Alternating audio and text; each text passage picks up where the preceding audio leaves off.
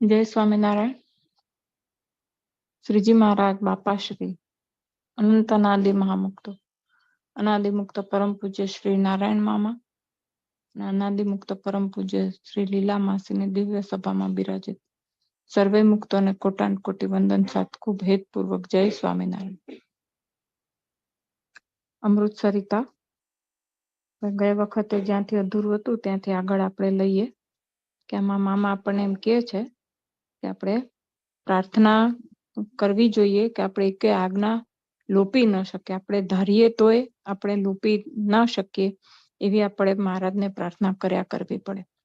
એટલે કારણ કે પ્રાર્થના છે એ મામાએ સરિતામાં જ એક જગ્યાએ કીધું છે ને કે અમુક શસ્ત્ર છે અને હૃદયના ખરા ભાવથી જ્યારે આપણાથી પ્રાર્થના થાય તો એ પ્રમાણે આપણે બધું કરી શકીએ અને ભગવાન આપણી પ્રાર્થનાનો સ્વીકાર કરે છે.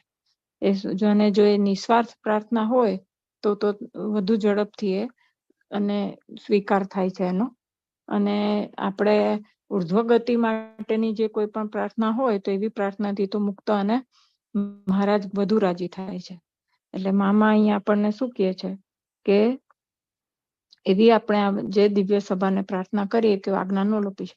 આવા રૂડા આશીર્વાદ આપણા સૌ ઉપર વરસાવે એવી મહારાજને પ્રાર્થના કરીએ. કેવી પ્રાર્થના કરીએ કે હું કોઈ દિવસ ધારું કે એવા પરિસ્થિતિ વશ પણ મને અંદરથી એવો વિચાર આવી જાય કે આજ્ઞા હું લોપી નાખું છતાં પણ મારાથી લોપી જ ના શકાય એવું તમે મને કરજો. અને એવી પ્રાર્થના સભામાં કરવાની વાત મામા કરે છે. અને પછી કહે છે કે એવી શ્રીજી મહારાજને પ્રાર્થના કરી અને એ જે પ્રાર્થના છે એ બાબતના આશીર્વાદ તો મહારાજે મામા કહે છે આપણને આપી દીધા છે. આશીર્વાદ તો દઈ દીધા છે. એ આશીર્વાદની સ્મૃતિ કરીને તાજા કરતા રહેવું જોઈએ. આપણને જે આશીર્વાદ મળ્યા હોય વારંવાર એની સ્મૃતિ કરવાની. સ્મૃતિ કરી એટલે શું થાય કે આપણને આપણી જાત પ્રત્યે કેફ રહીએ કે ઓહો મને કેવા સરસ આશીર્વાદ મળી ગયા છે. હવે એ આશીર્વાદ આપણને છે ને આપણે સાધના કરવા માટે બળ પ્રેરે છે. આપણને આપણી જાત પ્રત્યે ખુમારી થાય છે. કે છે ને કેફ રહીએ એક જાતનો કે ઓહો મને આવા સરસ. અત્યારે હવે આ સભામાં ઘણા એવા લોકો બેઠા હશે કે જેણે મામા કે માસી કે કોઈના દર્શન ના કર્યા હોય તો એને સેજ પણ દુઃખી થવાની કે ક્ષોભ વ્યક્ત કરવાની જરાય જરૂર નથી. કારણ કે એમ કે મામા જેવા મોટા મુક્ત હોય એ પોતાના દિવ્ય સંકલ્પો અહીંયા મૂકીને જ ગયા હોય. એટલે જે હૃદયના ખરા ભાવથી અત્યારે આપણે એને સંભાળીએ ને સંભાળીને એવી પ્રાર્થના કરીએ તો એવા ને એવા જ આશીર્વાદ જે લોકોએ પ્રત્યક્ષ હોય અને આશીર્વાદ લીધા હોય એવી જ અસર કદાચ એનાથી વિશેષ પણ એ કારણ કે મુક્ત એમ કહીને ગયા છે કે દિવ્ય રૂપે એ લોકો વધુ સારી રીતે કામ કરી શકતા હોય છે. તો જો હૃદયના ખરા ભાવથી કોઈ સંભાળે તે આશીર્વાદ એવા ને એવા જ જેવું પ્રત્યક્ષ બિરાજતા હોય અને કામ કરે એવા ને એવા જ કામ કરતા હોય આશીર્વાદ. તો અત્યારે કોઈ હૃદયના ખરા ભાવથી સંભાળીને એમ કે મને હું મારી આવી પ્રાર્થના કરું છું અને મારાથી કોઈ દિવસ આજ્ઞા ન લોપાય અને તમે મૂર્તિમાં રાખવાના જે આશીર્વાદ આપ્યા છે એ મારા પર વરસાવજો તો અત્યારે આપણને એ કૃપા પ્રસાદ મળે છે. એટલે કે છે એ આશીર્વાદનું અને એ એક વખત એવી પ્રાર્થના કર્યા પછી એવું માનવાનું કે મને એ આશીર્વાદ મળી ગયા છે અને વારંવાર એ આશીર્વાદને આપણે તાજા કરતા રહેવાનું કે કેવા આવા મોટા મુક્ત પૂર્ણ મુક્ત અહીંયા પૃથ્વી પર પધાર્યા અને એણે મને આશીર્વાદ આપ્યા. એનું વારંવાર કે છે ને ચિંતન મનન નિધિધ્યાસ જેમ મૂર્તિનું કરવાનું એમ આવા જે મુક્તના બળના વચનો હોય કે એ લોકોના જે આશીર્વચનો હોય કે એ લોકોએ આપણા માટે કંઈ પણ કૃપા વરસાવીને કંઈક બોલ્યા હોય કે કંઈક આપણને સેવા આપી એ બધાનું ચિંતન મનન વારંવાર કર્યા કરવાથી આપણને એક જાતનું પોઝિટિવ આપણામાં બળ વધે છે અને ભગવાન તરફ આપણને વધારે. કારણ કે મુક્ત પોતે મૂર્તિરૂપ હોય અને જે આશીર્વાદ આપે એ તો મૂર્તિને લગતા જ હોય ને. આપણે આપણું ચૈતન્યનું ઉર્ધ્વીકરણ કેમ થાય એ એક જ લક્ષ્ય હોય એ લોકોનું. એટલે એના વિશેના જે આશીર્વાદ હોય કે આ જીવનું આ જીવાત્મા કેમ ભગવાન તરફ આગળ વધે એની જે લોકો કૃપા કરીને આશીર્વાદ વરસાવતા હોય છે. એટલે મામા કહે છે કે એની આશીર્વાદની સ્મૃતિ કરવાની અને એને તાજા કરતા જ રહેવાનું. એને ક્યારેય મોડા નહીં પાડી દેવાનું. વારંવાર કે ઓહો આપણને તો કેવા મોટા મળી ગયા, આપણને કેવા આશીર્વાદ મળ્યા છે, એને આપણને કેવી સેવાઓ આપી છે, કેવી સરસ આજ્ઞાઓ કરી છે આપણને કેવું સાગર અને સરિતા આપીને ગયા છે કે જેનાથી આપણને ભગવાન તરફ આગળ વધવા માટેનો રસ્તો કેટલો સુલભ કરી દીધો છે. આપણા તો બહુ મોટા અહોભાગ્ય છે. આવા બધા જે વચનો છે ને બોલી બોલીને પણ મામા પાછા કે છે ને એવા વચનોથી પછી પાછું અંદર આપણે એમ કે ઉન્મત્ત નથી થઈ જવાનું, કે આપણે અહંકારી નથી થઈ જવાનું, કે પણ આપણે અંદર આપણી જાતે જ અંદર ને અંદર વધ્યા કરવાનું છે એનું ચિંતન મનન કરીને. અને કે છે તો સુખ આવે. આ તાજા કરતા રહીએ, જો આશીર્વાદ ભૂલીએ તો સુખ ના આવે. કારણ કે જો આશીર્વાદ આને તાજા ને તાજા કરતા રહે તો ખુમારી રહ્યા જ કરે ને, આનંદ આવે. અને જેવું આપણને એમ થાય ને કે આપણે આ બધા આપણે આ પ્રયોગ કરી જોવા જેવો છે કે બધાને અંદર અંદર આપણે પોતાની મેળે જ વિચાર્યા કરવાનું કે ઓહો હું કેવા યુગમાં ભગવાને મને મોકલી કે જ્યારે પૂર્ણ મુક્ત આ પૃથ્વી પર પધાર્યા. મહારાજના સમયમાં તો આપણે હસવું કે નહીં હોઈએ કે યાદ પણ ન હોય અત્યારે આપણને. બાપાના વખતમાં આપણે હોઈએ કે ના, હસવું તો ખરા જ, તો જ આપણને આ સત્સંગ ઓળખાયો છે.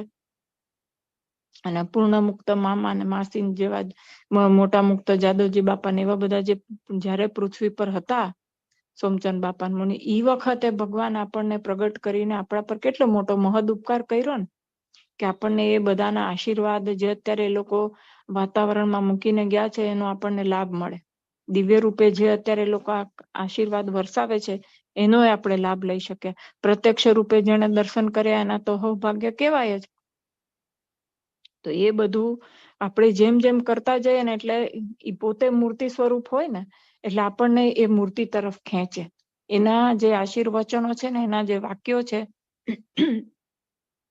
એ વાક્યોથી આપણે વારંવાર વાંચીએ ને તો આપણે સરિતા સાગર વાંચીએ તો કેવું મન થઈ જાય છે કે ના ચાલો આપણે ધ્યાન કરીએ, આજ્ઞાઓ તો મારે પાડવી જ જોઈએ, ગમે તેમ કરીને આ ને આ જન્મે મારે મારું પૂરું કે એવું કેવું અંદરથી જ આપણને બળ આવ્યા કરે છે ને. કારણ કે એમના જે વચનો છે ને એ વચનોમાં એટલી જબરદસ્ત શક્તિ રહેલી છે. કારણ કે બાપા એ કહે છે ને કે જે અનુભવે જે વચનો બોલાતા હોય ને એની વાત જ આખી જુદી થઈ જાય. આપણા જેવા વાચ્યાર્થ લાખ વચનો બોલે અને મુક્ત એક વાક્ય બોલે, એમાં આસમાન જમીનનો ફરક હોય. એ ઓલા એક વાક્ય જેવું અસર કરે ને એવું આપણે કલાકોના કલાકો બોલીએ ને તો એ જીવમાં જો ઓલાને પેસે નહીં. જે એ મુક્તનું એક વચન છે ને એ જીવમાં ઘૂસી જાય અને એ પ્રમાણે જીવ ઉધ્વગતિને પામી જાય. એટલે આવા જે વચનો છે એટલે એમ કે તો સુખ આવે, આપણને આનંદ થઈ જાય છે ને કે ઓહો આપણે જરાક કંઈક મામાએ કંઈક આપણને કીધું હોય કે એની જરાક અમથી આપણે સેવામાં આવી ગયા હોય, અત્યારે આપણે વાગોડીએ તો કેટલું બધું આનંદ આવે કે આ હા હું આવી સેવામાં આવી, મને મામાએ આવા વચનો કીધા છે કે મને આવા આશીર્વાદ આપ્યા છે. એટલે સુખ આવે ને, અને સુખ આવે એટલે આપણને શું થાય કે એમ થાય કે જો એને જે આપણને કીધું છે ને કે આપણે ભગવાન ભજવાના, આપણે બધી આજ્ઞાઓ પાડવાની, આપણે ભગવાન તરફ કેમ થઈએ, કેમ ભગવાનની વધુ ને વધુ નજીક પહોંચીએ, એ બાબતનું આપણને એમ કે ને કે તીવ્ર ઈચ્છા થઈ આવે. એ લોકોના વચનો, એ લોકોનું સાનિધ્ય, એ લોકોનો પ્રેમ, એ લોકોનું જે આશીર્વચનો છે આપણને બધું, એ લોકો તો અહીંયા પૃથ્વી પર મોટા મુક્ત તો એટલા માટે જ આવ્યા હોય ને કે એ લોકોની એક ક્રિયા બધી ચૈતન્યને ઉદ્દીકરણ માટે જ હોય. તો આવા જે એમના વચનો હોય એ આપણે સંભાળીએ અને યાદ કરીએ તો આપણે ચૈતન્યનું ઉદ્દીકરણ થયા વગર રહીએ જ નહીં ને, બરાબર જ થયા જ કરે ને. આપણને ભગવાન ભજવાનું ને ધ્યાન ભજન કરીને આગળ વધવાની એક સરસ પ્રેરણા મળે એમાંથી. એટલે કે છે એ વચનો જે છે આશીર્વચનો એને હંમેશા વાગોડ્યા જ કરવાનું. અલ્ટિમેટલી પાછું શું આવે છે આ બધું કે આપણા ચિત્તમાં આ વસ્તુ આપણે ઘુસાડી દેવાની કે આશીર્વાદ જે આપણને આપ્યા છે એના લીધે મને અનાદિ મુક્ત કરીને મૂર્તિમાં રાખી દીધો છે. એટલે મામા અહીંયા કે છે ને કે આશીર્વાદ તો આપી જ દીધા છે, એ આશીર્વાદની સ્મૃતિ કરીને તાજા કરતા રહેવું જોઈએ. જો એ આશીર્વાદ ભૂલીએ તો સુખ ના આવે. જો આપણે એ વચનો જો આપણે ભૂલી જઈએ તો ધીરે ધીરે શુષ્ક થઈ જવાય. શુષ્ક થઈ જવાય તો ભગવાન ભજવામાંથી પછી શુષ્કતા આવવા માંડે ધીરે ધીરે. પછી કાંઈ કથા વાર્તા થાય કે ન થાય, કે ધ્યાન ભજન થાય કે ન થાય, એવું બધું. એટલે ટૂંકમાં આળસ પ્રમાદ આપણા શરીરમાં ઘૂસતા જાય ને જો આ વચનો આપણે નિરંતર એનું અનુસંધાન રાખ્યા કરીએ ને તો આપણને એક ઉત્સાહ રહીએ અંદરથી. કારણ કે આનંદ આવે ને આવા મોટાના વચનો જ્યારે આપણે સંભાળીએ ત્યારે એ વચનોમાં એટલી બધી શક્તિ છે કે ઓહો, મામા બોલીએ એમાં જ આપણને કેટલો બધો આનંદ આવે કે આ મામા આપણને મળ્યા, મામાએ આમ કીધું, મામાએ આમ કરવાનું કીધું છે. આ સરિતામાં કેટલું સરસ મામા કહી ગયા છે, સાગરમાં આપણને કેટલું બધું મામા શીખવાડી ગયા છે. એમનો આપણે ઉપકાર ભૂલીએ એટલો ઓછો, એનું ઋણ તો આપણે કદી અદા ન કરી, એટલું બધું આપણને એમ વિચાર આવવા માંડે છે ને. જેમ જેમ આ વચનો આપણે વાગોળતા જઈએ એમ એમ આપણને એમના પ્રત્યે અહોભાવ વધતો જ જાય, દિન પ્રતિદિન વધતો જ જાય. તો એમ એટલે ઈ બધું શું છે કે આ બધા વિચારો ને આ બધું આપણે આધ્યાત્મિકતાના જ વિચારો કહેવાય ને, સ્પિરિચ્યુઅલ વિચારો. આપણે એના લીધે શું થાય કે આપણું જે ચૈતન્ય છે નિર્મળ થતો જાય, આપણા વિચારો નિર્મળ થતા જાય, આપણું મન સ્થિર થતું જાય. આ બધા વિચારો એવા છે કે જેનાથી આપણું મન શાંત થાય. શાંત મન થાય અને એ વખતે આપણે એકદમ સાત્વિકતામાં હોઈએ.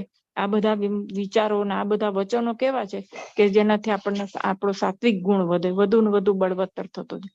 જેટલું આપણે સાત્વિક એટલું આપણું મન વધારે શાંત, જેટલું આપણું મન વધારે શાંત એટલે આપણે મૂર્તિ ધારવા બેસીએ તો તરત જ આપણને મૂર્તિ પછી ધરાય. એટલે આમ જોવા જઈએ તો મોટાના એક એક વચનો કેવા સરસ અને સુંદર હોય છે કે આપણે એમ કે એ વચનો જે છે આશીર્વાદની સ્મૃતિના વચનો જે છે તાજા કરતા રહેવાનું. ત્યારે જો એને ભૂલી જઈએ તો સુખ ના આવે, તો ભૂલી જઈએ એટલે આ બધું કરવામાં શુષ્કતા આવવા માંડે, એટલે આપણે એમાં પછી સુખ ના આવે. એટલે એ આશીર્વાદની સ્મૃતિ આપણે ફરીથી કરીએ. એટલે અત્યારે આપણે બધા વિચારવાનું કે ફરીથી આપણે બધા વિચારીએ કે મામા કેવા સરસ આશીર્વાદ આપીને આપણને ગયા છે અને કેટલા વધારે વચનો આપણને કીધા છે કે તમારે આમ કરવાનું, આજ્ઞા આપણે કે લોપવી નહીં અને પુરુષાર્થ તો કર્યા કરવો પડે.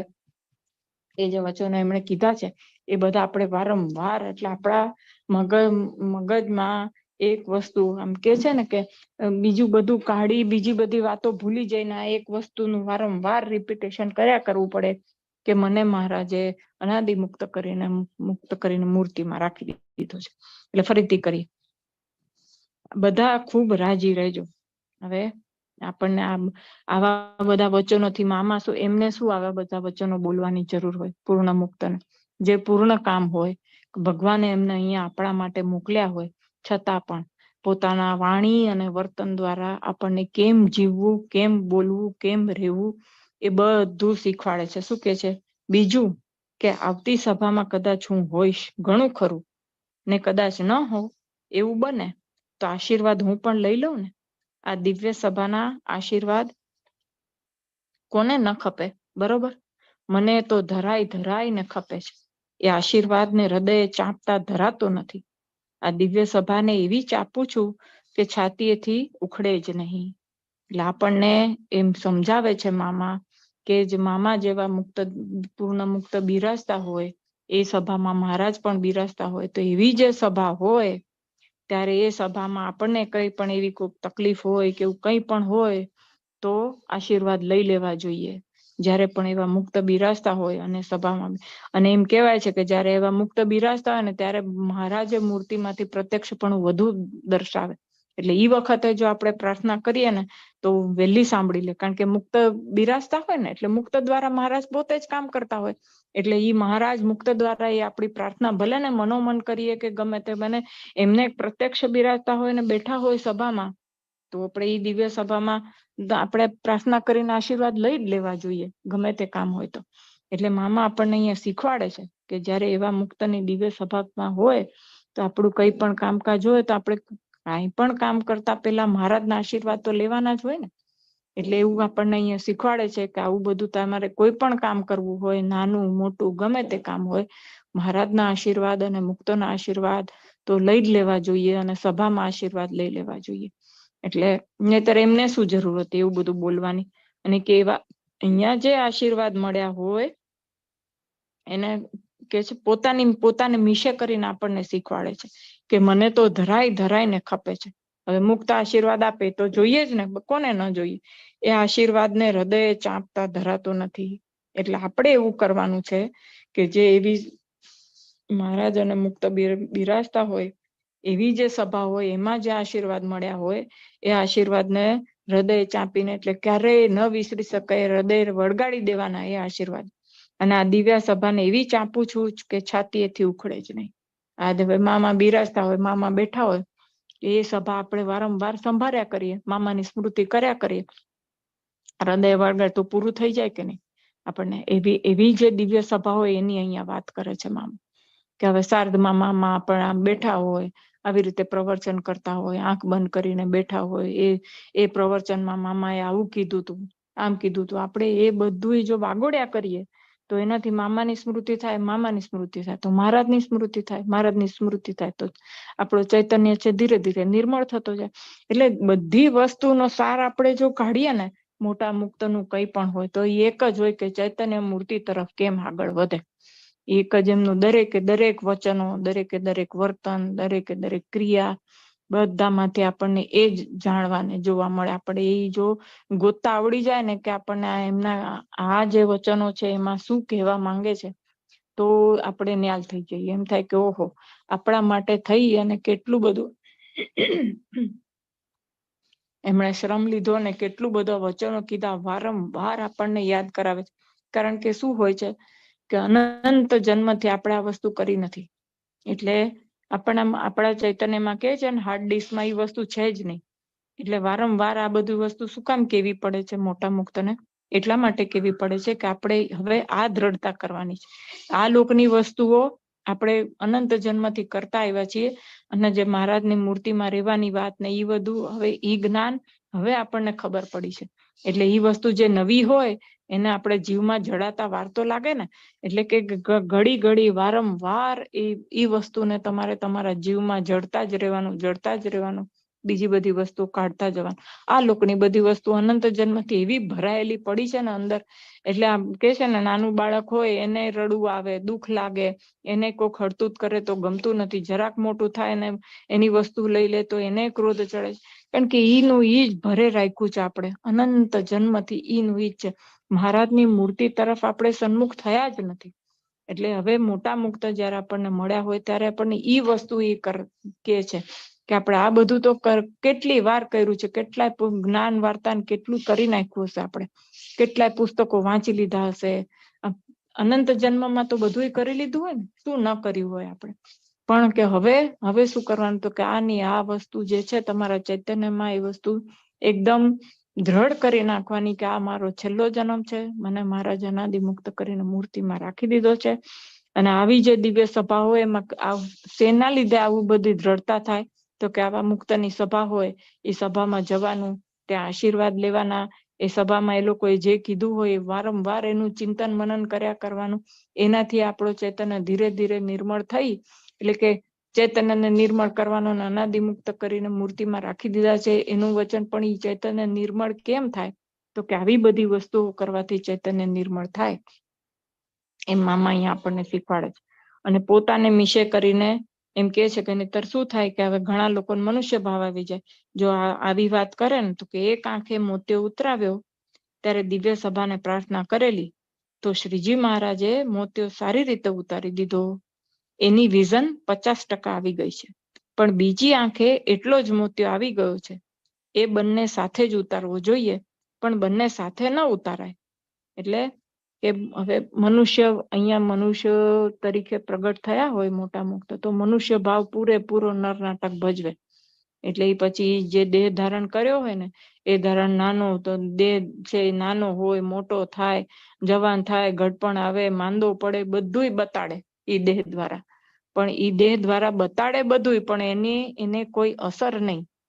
એ જે મુક્તાત્મા હોય એને એની કોઈ અસર નહીં, પણ પૂરેપૂરું બધું જ જેમ આપણના લોકોને થાય એ બધું જ એ બતાવે. હવે આવું બધું મામા બોલતા હોય કે મારે મહારાજના આ સભાના આશીર્વાદ લેવા છે, મારે મોતિયાનું ઓપરેશન, તો ઘણાને સંકલ્પ થઈ જાય કે મામાએ આવું કેમ બોલતા હશે? પણ ઈ બોલે આપણને શીખાડવા માટે બોલે છે કે આવું બધું હોય, પણ કે નરનાટક કરતા હોય મુક્ત, તો એમાં કઈ સંકલ્પ કરવાના ના હોય. એ તો દેહ ધારણ કરીને આવે છે તો દેહની રીતે વર્તાવશે ને એવી રીતે. અને છતાં પણ ઘણી વખત એવું પણ જ્યારે બને કે ઘણી વખત દિવ્ય પ્રભાવ બતાડીને પોતાની દિવ્યતાને મહાનતાનો આપણને અનુભવે કરાવે. કે પેલી વખત જ્યારે મામાએ એટેક ગ્રહણ કર્યો પછી આમ ચપટી વગાડીને એને દૂર કરી દીધો. કે ડોક્ટરો બી કહેતા હતા કે ઓલું કાર્ડિયોગ્રામનું મશીન જે સતત ચાલ્યા કરતું હોય, એ લોકોએ જોઈને નવાઈ પામી ગયા હતા કે આ અચાનક જ કેવી રીતે આવું થઈ ગયું. એટલે એવો પ્રભાવ બતાડે કોઈ વખત. અને કોઈ વખત મામા નથી સોમચંદ બાપાનું ઉદાહરણ આપીને કહેતા કે કોઈ વખત એવું કે નહીં ચલાય ને પછી કોક વખત હાથેથી બધા દાંતે કાઢી નાખે. એટલે એ આપણને જોતા આવડવું જોઈએ. એમ મુક્ત જયારે અહીંયા પધારે ત્યારે બધું જ કરે લોકો.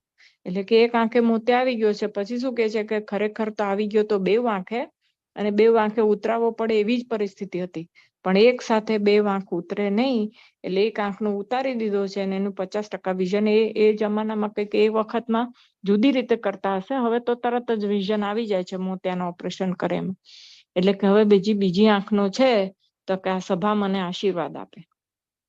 એટલે એમ કે આપણને એ શીખવાડે છે કે આવું નાનું મોટું કંઈ પણ કામ આપણે કરવા જઈએ તો મહારાજ અને મુક્તોના આશીર્વાદ લઈને પછી કરવા જવાનું. એમનામ આપણે જઈને પછી ખાલી સંભાળીએ એમ નહીં. જો મુક્ત બિરાજતા હોય તો આપણે એના આશીર્વાદ લેવા જોઈએ, મહારાજને આ પ્રાર્થના કરવી જોઈએ. જો સભા હોય તો કામ ભલે ને ગમે નાનું એવું હોય કે મોટું એવું હોય, પણ મહારાજને પ્રાર્થના કર્યા વગર કરવું શું કામ આપણે?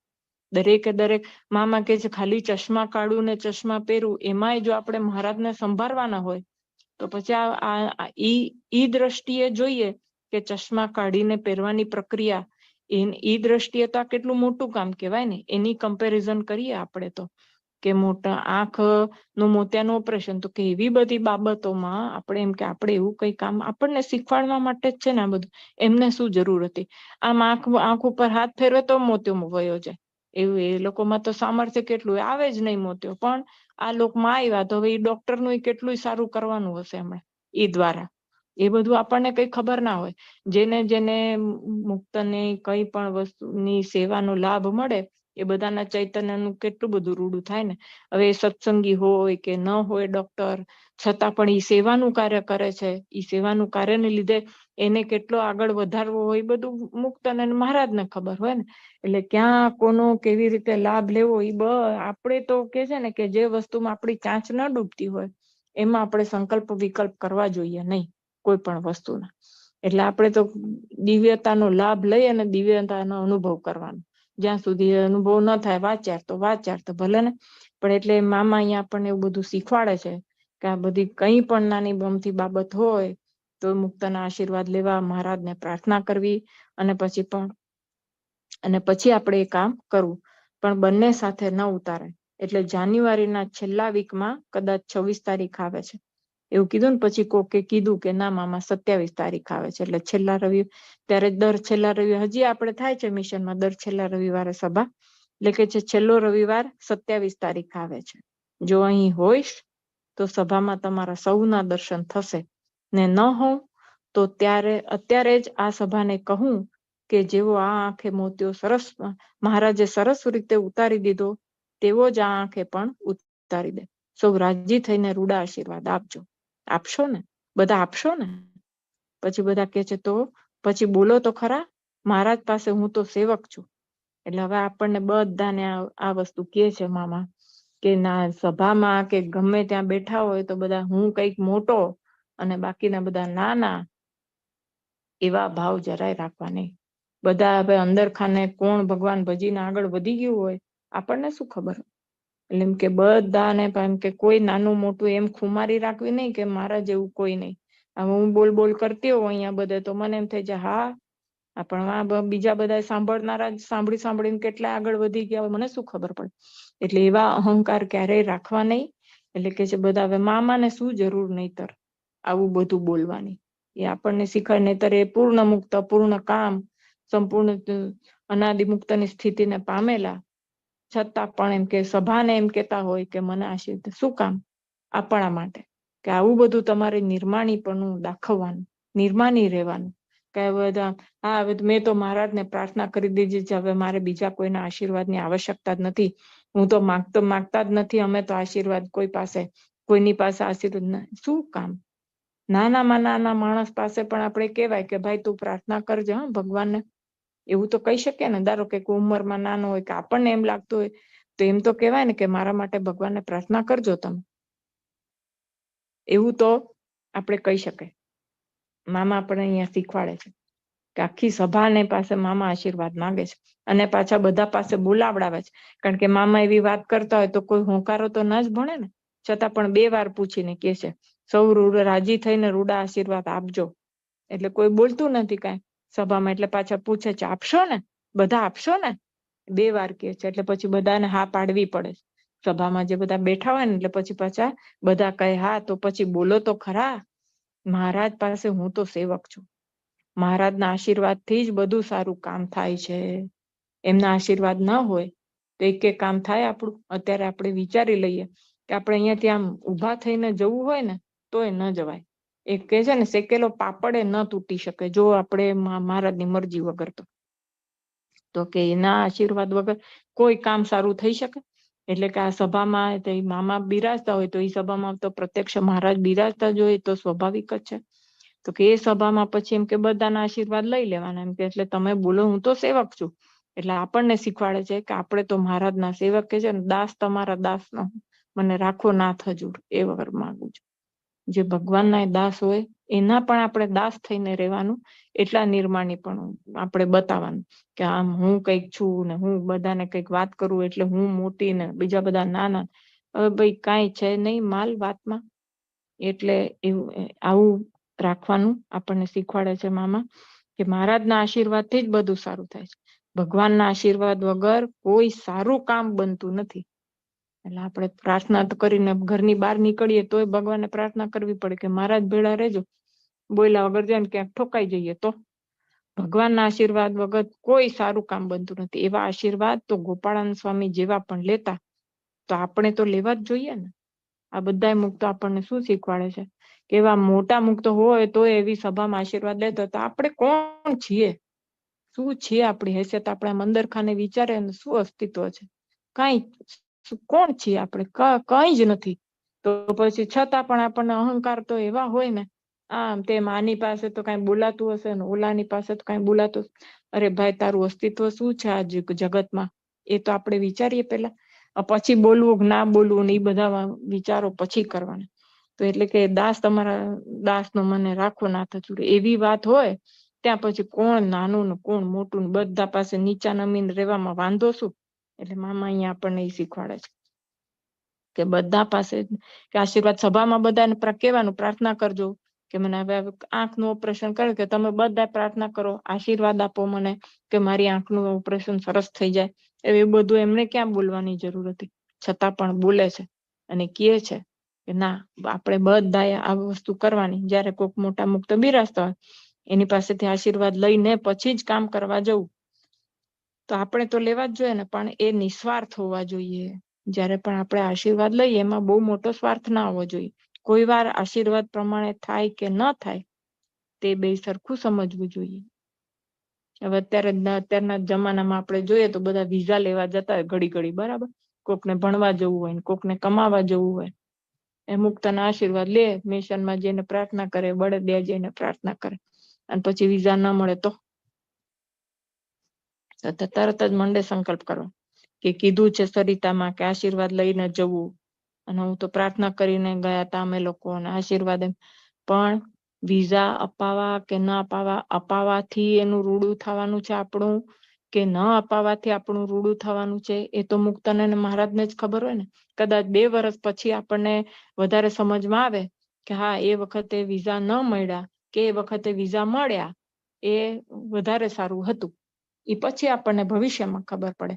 કારણ કે અત્યારે આપણે પરિસ્થિતિથી અજાણ હોઈએ એટલે જે કાંઈ પણ ભગવાન કરતા હોઈએ એમાં આપણને ખબર ના પડે ને આપણે દુખી થઈ જઈએ છીએ. એટલે ધારો કે આપણી ઈચ્છા પ્રમાણેનું ન થાય તો મામા કહે છે કે એ બેવ સરખું સમજવાનું.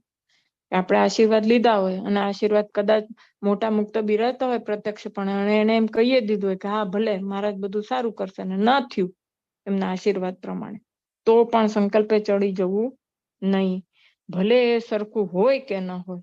આવો નિશ્ચય એ જ દ્રઢ આશરાનું લક્ષણ છે. કેવા શબ્દો છે જો કે એ વખતે જો સેજ પણ સંકલ્પ ન થાય, ભલે એ વખતે આપણને એમ લાગે કે મને આશીર્વાદ આપ્યા એ પ્રમાણે ન થયું સરખું કદાચ, અને કદાચ ખરેખર ઓલા લાલુ બાપાનું નહોતું, બાપાએ ઘર જવા દીધું કે હું બેઠો છું ને વકીલ નથી કરવાનું, હું બેઠો છું ને વકીલ નથી કરવાનું, ઘર વયું ગયું તો એ લાલુ બાપાને સેજ પણ સંકલ્પ ન થયો.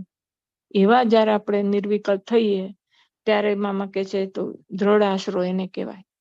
એ થાય દરેક વખતે થાય ન પણ થાય તો એ બેવ સરખું સમજવાનું. એટલે કે આપણે ભગવાન ક્યારે કઈ કસોટી કરી નાખે આપણને શું ખબર પડે, શેના માટે, અને એના લીધે આપણો ચૈતન્ય વધારે ઉર્ધ્વગતિને પામવાનું એ આપણને ક્યાં ખબર છે. એટલે આશીર્વાદ પ્રમાણે થાય કે ન થાય બેવ સરખું સમજવાનું. એમ કે એના ઘણી વખત શું થાય કે આપણને એમ થાય કે મારા પર રાજી નહીં હોય, કેમ આમ કામ ન થયું, કેમ આમ ન થયું, બધાને થાય છે ને મારું કેમ નથી. એવા બધા સંકલ્પો થાય કે ફલાણાના આશીર્વાદ આપ્યા તો એનું કામ થઈ ગયું, ને ઓલાના આશીર્વાદ આવ્યા, અને મારું તો સાવ આવું નાનું કામ હતું તોય કેમ ના થયું, ને મને તો પાછા આશીર્વાદ આપ્યા હતા કે હા હા મહારાજ ભેડા તમારું બધું કામ થઈ જશે, તો એ મારું કેમ ન થયું. મારામાં કઈ એવી ઉણપ હશે, મારામાં એવી કઈ મને એમના વિશે વધારે સંકલ્પ થતા હશે કે હું મહિમા નથી જાણતો કે શું હશે મારામાં જેટલી પાત્રતા નહીં હોય. આવા આપણે કઈક નેગેટિવ વિચારો કરવા માંડી જઈએ. જરાક આપણું કામ ન થાય ને તો એ તો મોટા મુક્તને નારાજ ને એવું હોતું જ નથી ને. એ તો બધા પર સરખા જ રાજી હોય છે. એને તો કઈ પારકુન આ વિશેષ છે ને બીજા વિશેષ નથી એવું તો હોતું નથી કોઈ દિવસ. બધા પ્રત્યે સરખો પ્રેમ હોય છે. તો પછી આપણા માટે જે ભલું હશે એ જ એમણે કર્યું હશે. એટલે એમ સમજી અહીંયા બધું કેટલું બધું સરસ શીખવાડી દે છે મામા પણ, કે આ બધું આવા બધા વિચારો કરવાના આશીર્વાદ પ્રમાણે. છતાં પણ એમ કે એક વખત ના થયું એટલે બીજી વખત હવે સભાના આશીર્વાદ મારે નથી લેવાના, હું તો લાયક જ નથી ને આશીર્વાદ લઈને શું કરવું ને મારા નસીબમાં જ નથી, એવા બધા કોઈ વિચારો કરવા નહીં. હંમેશા પોઝિટિવ રહેવું. એમણે જે આપણને આશીર્વાદ આપ્યા છે એનું અનુસંધાન રાખીને આનંદમાં રહેવું. એ પ્રમાણે થાય કે ન થાય તોય તમારી મરજી, અને થાય તોય તમારી મરજી. એટલે એ પ્રમાણે આપણે રહેવું. પછી પાછું કે છે બરોબર એ જ ભગવાનનો આશ્રિત. હવે આવા બધા સંકલ્પ વિકલ્પ ન થાય ત્યારે જ આપણે દ્રઢ આશ્રિત કહેવાય ને ભગવાનના સાચા આશ્રિત પણ ત્યારે જ કહેવાય. હવે એક સાધક માટે તો આ એકદમ ભગવાનના સાચા આશ્રિત બનવું તો કેટલું બધું જરૂરી છે. સાચા આશ્રિત બને પછી પ્રગતિ સદાય. ત્યાં સુધી તો આ બધા સંકલ્પ વિકલ્પ થતા હોય તો જેવા સંકલ્પ થાય ઈ જ વખતે પ્રગતિ અટકી જાય. ઈ જ વખતે પછી ત્યાં ને ત્યાં જ કદાચ બે સેટબેક પણ આવે, બધા પાછા પડી જઈએ એવું બને ઘણી વખત. પણ એટલે આવું બધા સંકલ્પ વિકલ્પો કર્યા વગર એમ કે છે ને કે મહારાજનું ધાર્યું એ મારું પ્રારબ્ધ, એમની ઈચ્છા એ મારું પ્રારબ્ધ. પછી એની ઈચ્છા, ભગવાનની જો ઈચ્છા આપણને આમ કરવાની હોય તો પછી ભલે ન કરતા. હવે નાની બાળકોને શું એવું આગળ ભણવા જવું હોય ને બધા જતા હોય અને ઘરની ઘણી વખત આર્થિક પરિસ્થિતિ બરાબર ન હોય એટલા માટે જવું હોય તો એમ થાય કે અને કદાચ ત્યાં કમાઈને આ બીજા બધા આવી ગયા હોય અને આને એમ થાય ને ન જવા મળે. એવા કેટલાય કારણો. આ તો એક ઉદાહરણ આપું છું. આપણા જીવનમાં ઘણા નાના મોટા એવા પ્રસંગો બને તો એવે વખતે જો સંકલ્પ ન થાય અને એવા ને એવા રાજી, જેવા આશીર્વાદ ફળવાથી આપણને રાજીપો અંદરથી વિશ્વાસ વધે, એવો ને એવો વિશ્વાસ અને રાજીપો જો આશીર્વાદ ન ફળે ત્યારે રે, ત્યારે આપણે ભગવાનના ખરા આશ્રિત કહેવાય. સૌને પ્રાર્થના કે આપે રાજી થઈને આશીર્વાદ આપ્યા તે આશીર્વાદ હું અંતરથી ઝીલું છું અને પ્રાર્થના કરું છું કે મહારાજની મૂર્તિમાં આપણે સૌ રસબસ ભેગા છીએ એમ સદાય એવું જાણપણું રહ્યા કરે. હવે આ બધું કોના માટે છે? આમ જોવા જઈએ તો આ શબ્દો બધા મામાને આવું બધું જરૂર હતી કે એવું મને જાણપણું રહ્યા કરે અને હું ભારતની મૂર્તિમાં ભેગું? આપણા માટે જ બોલ્યા છે ને એ બધું, કે આ બધું કે તમે મને આશીર્વાદ આપ્યા. એમણે જે મોટા મુક્ત હોય અને બધા જે આપણે પ્રાર્થના કરી અને જે આપણને આશીર્વાદ આપ્યા એ આપણે અંતરથી ઝીલવાના, હૃદયના ખરા ભાવથી. અને પ્રાર્થના કરીને આપણે બધા જેને જેને મેં પ્રાર્થના કરી એવું બધા માટે એક સારો ભાવ રાખવાનો કે બધા મહારાજની મૂર્તિમાં એક દિવસ જવાના જ છે, બધા અનાદિ મુક્તને પહોંચવાના છે. અને એવું જાણપણું રહ્યા કરે મને. એટલે મને ક્યારેય બીજા વિશે કોઈ વિશે જરાય એવો ખોટો ભાવ ન થાય કોઈ પણ જીવ પ્રત્યે. અને મને પણ એવું જાણપણું રહે કે હું સદાય મૂર્તિમાં છું. એવા ભગવાન મને આશીર્વાદ આપે ને તમે જે આશીર્વાદ મને આપ્યા છે એટલે કે આપણને મુક્ત જે આશીર્વાદ આપે ને અંતરથી ઝીલવાના ને એવા આવો ભાવ રાખવાનો. એવા અમને રૂડા આશીર્વાદ આપજો. શું કરવાનું એ કહી દીધું. પેલા કીધું કે તમે આશીર્વાદ આપ્યા, પછી મહારાજને કે આવા આશીર્વાદ આપજો. એ પ્રાર્થના સાથે વિરમું છું. સહજાનંદ સ્વામી મહારાજની જય, બાપાશ્રીની જય. એટલે આમાં કેટલું બધું મામા આપણને શીખવી જાય છે કે એક સાધક એક આપણે જે ભગવાનના આશ્રિત જે આપણે જેને કહેતા હોઈએ એ લોકો કેટલું બધું ધ્યાન રાખવાનું એ બધું અહીંયા મામા આપણને કહી જાય છે. હવે સારાંશ છે એ જરા વાંચી લઉં છું. મોટાના વચનો તન મન તેમજ જીવના રોગ મટાડી દે છે. શારીરિક રોગ એ મહારાજનો સેવક છે. માંદગીમાં મહારાજ વધુ સાંભળે, એ મૂર્તિમાં લઈ જાય તેવો સેવક છે. પંચ વિષયના રાગ રૂપ રોગ દૂર કરે છે. મહારાજના સાચા આશ્રિત બનવું, નિષ્ઠા પાકી રાખવી, બીજે ક્યાંય બંધાવું નહીં. નિશ્ચય પાકો હોય અને દાખલો કરે તો તરત પોતાનું સ્વરૂપ જોઈ શકાય. દાખલો કરવા માટે મહારાજનો મહિમા જોઈએ. એ મહિમા પુસ્તક વાંચીને ન સમજાય. ગોપાળાનંદ સ્વામી જેવા સત્પુરુષ સમજાવે ત્યારે સમજાય, કારણ કે તેઓ અનુભવે કરીને બોલે છે. માટે એ ખૂબ જરૂરી છે કે ભગવાનનો આશ્રય કરનારે ભગવાનના સ્વરૂપને ઓળખવાને માટે અનુભવી સત્પુરુષનો સમાગમ કરવો. આ સારાંશમાં અત્યારે આપણે જે અત્યાર સુધીનું જે પ્રવચન લીધું ને બધું એનો સાર આવી જાય. એટલો સરસ સારાંશ ભાઈએ કાઢ્યો છે. મહારાજ કહે છે, અમારી ચિત્ર પ્રતિમા બોલે નહીં, ચાલે નહીં, પ્રશ્નના ઉત્તર આપે નહીં, માટે અમારા અનાદિ મુક્તને તમારી પાસે મોકલીએ છીએ. એમનામાં રહી અમે જ બોલીએ છીએ, માટે અમારું અધિકપણું થયું. તેવો તો સેવક છે, સેવકને અમારાથી અધિક કહેવાય નહીં. અનાદિ મુક્ત પાસે આ લોકની અપેક્ષાઓ રાખી જોગ ન કરવો. આ લોકની વસ્તુ કામની નથી. મહારાજનું સુખ એક કામનું છે, માટે મહારાજને પકડી રાખવા. મોટાએ આશીર્વાદ આપ્યા હોય તે ભૂલવા નહીં. આશીર્વાદ ફળે કે ન ફળે, નિશ્ચય ફરવો જોઈએ નહીં. સહજાનંદ સ્વામી મહારાજની જય. કે બોલવામાં ભૂલચૂક થઈ હોય તો માફ કરજો. બીજું હવે આ પ્રકરણ અહીંયા પૂરું થાય છે. આવતી વખત આપણે બીજું નામે થોડો સમય થઈ જ ગયો છે.